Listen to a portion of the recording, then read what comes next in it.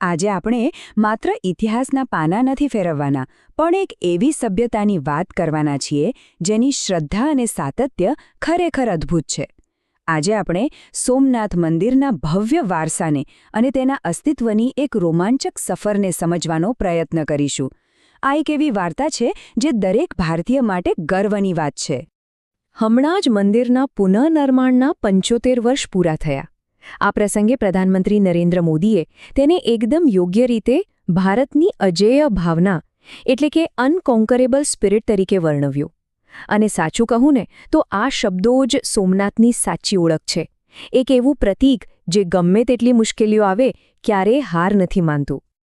ચાલો ફટાફટ જોઈ લઈએ કે આજના આ વિશ્લેષણમાં આપણે કયા કયા પડાવ પાર કરવાના છીએ. આપણે શરૂઆત કરીશું પ્રતિકારના વારસાથી. પછી જઈશું ચંદ્રદેવના પૌરાણિક કાળમાં. ત્યાંથી વિનાશ અને પુનર્જન્મના ચક્રની વાત કરીશું. આધુનિક સ્થાપત્યની ભવ્યતા જોઈશું અને છેલ્લે મહિલાઓ તેમજ પ્રકૃતિના સશક્તિકરણની એકદમ આધુનિક પહેલ વિશે જાણીશું. તો સૌથી પહેલા વાત કરીએ આ અદ્ભુત વારસાની અને હાલમાં ચાલી રહેલા સોમનાથ સ્વાભિમાન પર્વની. આ વર્ષે 2 મોટી ઐતિહાસિક ઘટનાઓનો સંગમ થઈ રહ્યો છે. 1026માં થયેલા પ્રથમ મોટા હુમલાને 1000 વર્ષ પૂરા થયા અને 1951માં થયેલા રાષ્ટ્રીય પુનરુત્થાનના 75 વર્ષ. આ બંને ઘટનાઓને યાદ કરવા અત્યારે 1000 દિવસ સુધી મંદિરમાં વિશેષ પૂજાઓ થઈ રહી છે. આ વિકાસ પણ વિરાસત પણ ના અભિગમનું એક જીવંત ઉદાહરણ છે, જ્યાં આધુનિકતા અને ઇતિહાસ બંનેને સરખું જ સન્માન મળી રહ્યું છે. હવે આપણે સમયમાં થોડા પાછળ જઈએ અને અરબી સમુદ્રના કિનારે આવેલા આ પવિત્ર સ્થાનના પૌરાણિક મૂળિયા શોધીએ. ક્યારે એવો વિચાર આવ્યો છે કે આકાશમાં ચંદ્રની કળા શા માટે વધે છે અને ઘટે છે? ખરેખર તો આ ચંદ્રનું વધવું અને ઘટવું એ સોમનાથ મંદિરના ઇતિહાસ માટે એક જોરદાર રૂપક છે. બરાબર જેમ ચંદ્ર અંધકારમાં જાય અને ફરીથી પૂર્ણ પ્રકાશ સાથે પાછો ફરે, બસ તેમજ આ મંદિર પણ અનેકવાર વિનાશના અંધકારમાં ધકેલાયું, પણ દરેક વખતે એક નવી ભવ્યતા સાથે ફરીથી ઊભું થયું. આની પાછળની પૌરાણિક કથા બહુ જ રસપ્રદ છે. એવું માનવામાં આવે છે કે જ્યારે પ્રજાપતિ દક્ષે ચંદ્રદેવને તેમનું બધું જ તેજ ગુમાવવાનો શ્રાપ આપ્યો, ત્યારે તેમણે પ્રભાસ પાટણ આવીને ભગવાન શિવની કઠોર તપસ્યા કરી. શિવજીએ પ્રસન્ન થઈને તેમને સંપૂર્ણ વિનાશમાંથી બચાવ્યા અને બસ ત્યારથી જ ભગવાન શિવ અહીં સોમનાથ એટલે કે ચંદ્રના નાથ તરીકે ઓળખાયા. કહેવાય છે કે ચંદ્રદેવે પોતાનો આભાર વ્યક્ત કરવા માટે અહીં પ્રથમ જ્યોતિર્લિંગની સ્થાપના કરી અને સોનાનું મંદિર બનાવ્યું. ચાલો પૌરાણિક કથાઓથી આગળ વધીને હવે એ લાંબા અને સંઘર્ષમય ઐતિહાસિક સમયગાળામાં પ્રવેશીશું જ્યાં વારંવાર વિનાશ અને પુનર્જન્મનું ચક્ર ચાલ્યું. ઇતિહાસ તરફ નજર કરીએ તો સદીઓનો એક લાંબો સંઘર્ષ દેખાય છે. મંદિરની અપાર સંપત્તિ અને લોકોની અતૂટ શ્રદ્ધાએ કમનસીબે ઘણા આક્રમણકારોને આકર્ષ્યા. 1026માં મહમૂદ ગઝનવીનું પહેલું મોટું આક્રમણ, ત્યારબાદ 1299માં ઝફરખાનનો હુમલો. સદીઓ સુધી આ સિલસિલો ચાલતો રહ્યો. અનેક સુલતાનોએ તેને નષ્ટ કરવાનો પ્રયાસ કર્યો, પણ આશ્ચર્યની વાત એ છે કે દરેક વખતે ભક્તોએ તેને ફરીથી બનાવી દીધું. આખરે આ ચક્ર 1951માં તેની ઔપચારિક પ્રાણ પ્રતિષ્ઠા સાથે પૂર્ણ થયું. અને આ ઇતિહાસ માત્ર પથ્થરોનો નથી, બલિદાનનો છે. વીર હમીરજી ગોહિલનું નામ અહીં અગ્રણી છે. 1299ના આક્રમણ સમયે જ્યારે જીતની કોઈ જ આશા ન હતી અને દુશ્મનોની ફૌજ વિશાળ હતી, ત્યારે માત્ર પોતાના રાજધર્મ અને પવિત્ર વારસાને બચાવવા માટે તેમણે પોતાના પ્રાણનું બલિદાન આપી દીધું. આ ઘટના સાંભળીને રૂમાડા ઊભા થઈ જાય છે. દેશ આઝાદ થયો અને 1947માં સરદાર વલ્લભભાઈ પટેલે મંદિરના ખંડેરોની મુલાકાત લીધી. તેમણે ત્યાં જ ભારતના સાંસ્કૃતિક આત્મવિશ્વાસને પાછો લાવવાનો એક મક્કમ સંકલ્પ કર્યો. એ અતૂટ સંકલ્પનું જ પરિણામ છે 1951ની આ ઐતિહાસિક ક્ષણ, જ્યાં ભારતના પ્રથમ રાષ્ટ્રપતિ ડૉ. રાજેન્દ્ર પ્રસાદ દ્વારા મંદિરની ભવ્ય પ્રાણ પ્રતિષ્ઠા કરવામાં આવી. આટલા બધા સંઘર્ષો જોયા પછી હવે વાત કરીએ આજના આધુનિક સ્થાપત્યની, જે સમુદ્ર કિનારે એક માસ્ટરપીસ બનીને ઊભું છે. નવું બનેલું આ મંદિર પ્રાચીન ભારતીય કલા અને આધુનિક ઇજનેરીનું બેજોડ સંગમ છે. આ આખું માળખું કૈલાશ મહામેરુ પ્રસાદ શૈલીમાં બન્યું છે.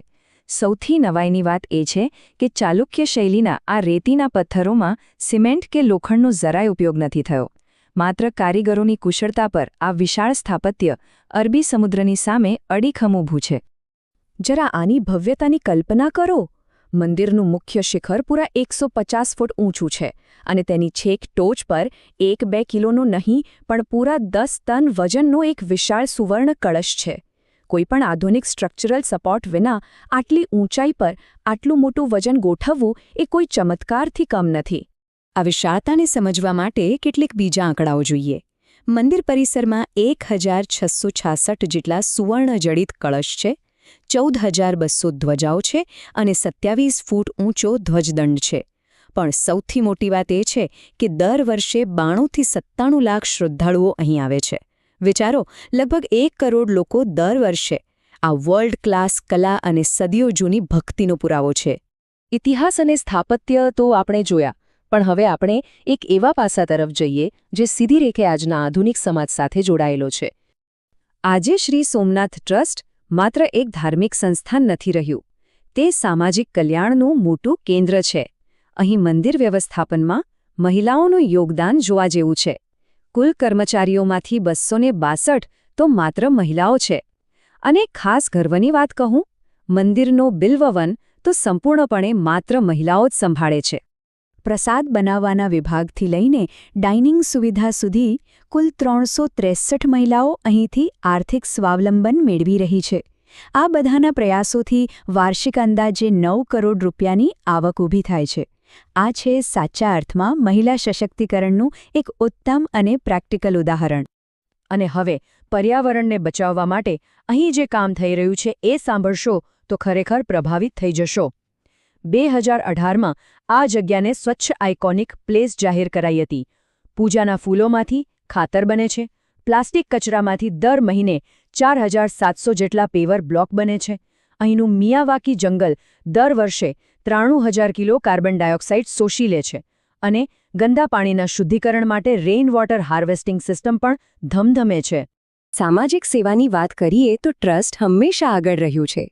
કોવિડ મહામારી વખતે ટ્રસ્ટે 10 કરોડ રૂપિયાથી વધુની સહાય પૂરી પાડી હતી. આ સિવાય સ્થાનિક લોકો માટે મફત મેડિકલ કેમ્પ અને જરૂરિયાતમંદો માટે સહાયક ઉપકરણોનું વિતરણ સતત ચાલતું જ રહે છે. આ ભવ્ય ઇતિહાસને આધુનિક પેઢી સુધી પહોંચાડવો પણ એટલો જ જરૂરી છે, ખરું ને? એના માટે અહીં જય Somnath light and sound show ચાલે છે. 3D હોલોગ્રાફી, શાનદાર પ્રોજેક્શન અને ડીપ સાઉન્ડ ઇફેક્ટ્સ દ્વારા આ શો તમને સદીઓ જૂના સમયમાં લઈ જાય છે. જૂની ગાથાઓ અને નવી ટેકનોલોજીનું આ ખરેખર અદ્ભુત મિશ્રણ છે. તો અંતમાં એક વિચારવા જેવો પ્રશ્ન.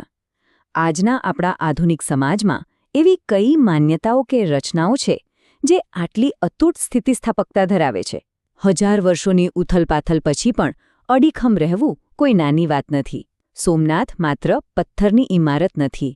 તે સામૂહિક સંકલ્પ અને ક્યારેય હાર ન માનવાની માનવીય ક્ષમતાનું જીવંત પ્રતીક છે. આજના આ વિશ્લેષણમાં બસ આટલું જ. આશા છે કે આ ઐતિહાસિક સફરથી તમને કંઈક નવું જાણવા મળ્યું રહેશે. ફરી મળીશું એક નવા અને રસપ્રદ વિષય સાથે.